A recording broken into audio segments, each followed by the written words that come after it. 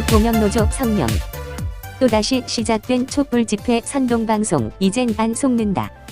지상파 방송들이 이른바 조국 지키기 촛불 집회를 대대적으로 보도하는 등 선동적 보도를 시작했다. 참석 인원을 주최 측 주장이라는 이유로 대폭 늘려 보도하는가 하면 참가자들의 일방적인 주장을 여과 없이 반복적으로 보도하고 있어 과거 박근혜 정권의 탄핵 때와 같은 선동방송이 다시 등장한 것으로 보인다. 토요일인 9월 28일 KBS 뉴스9은 촛불 집회를 톱뉴스로 보도하는 등 모두 3개 꼭지를 방송했다. 다음 날인 일요일은 뉴스량을 더 늘려 모두 4개 꼭지를 방송했다. 물론 톱뉴스는 촛불 집회였다. 그런데 그 내용이 가관이다. 김태욱 앵커는 멘트에서 우리 사회를 뜨겁게 달군 화두는 역시 대규모 검찰개혁 촉구 집회였습니다라고 말했다. 그리고 검찰개혁에 대한 국민의 욕구가 분출되고 있다는 평가가 나온다고 말했다. 기자의 보도는 더 가관이다. 기자 리포트 내용의 집회 참가자 4명의 인터뷰를 방송했다. 그 내용을 요약하면 다음과 같다.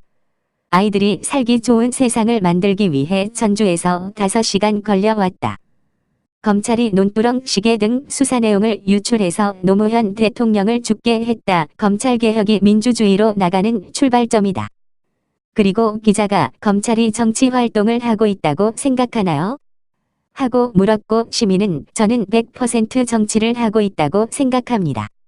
라고 대답했다. 유도 질문으로 보인다. 그야말로 촛불 집회 주최 측의 입장을 일방적으로 보도한 것이다. 객관적인 관찰도 공정한 의문도 찾아볼 수 없다. 뿐만 아니라 집회 장소에는 서초구 서리풀 축제가 진행되고 있어서 그 참석자가 대거 포함되었고 전부 합쳐도 수만 명에 불과하다는 보도가 일요일 아침부터 보도됐다.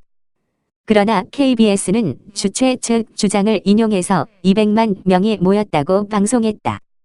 촛불이라면 묻지도 따지지도 않고 보도하는 형국이다. 전형적인 선동방송이라고 볼 수밖에 없다. 그리고 토요일 광화문에서 조국 파면과 문재인 정권 퇴진 등을 요구하며 나라지킴이 고교연합 회원 200여 명이 단체 삭발을 한 것은 단 한 줄도 보도하지 않았다. 이게 공영방송 맞나? 아니 이게 언론사가 맞나? 국민들은 더 이상 속지 않는다. 아무리 인원수를 부풀리고 선동 방송을 해도 보지 않을 뿐 아니라 믿지도 않는다는 사실을 알라.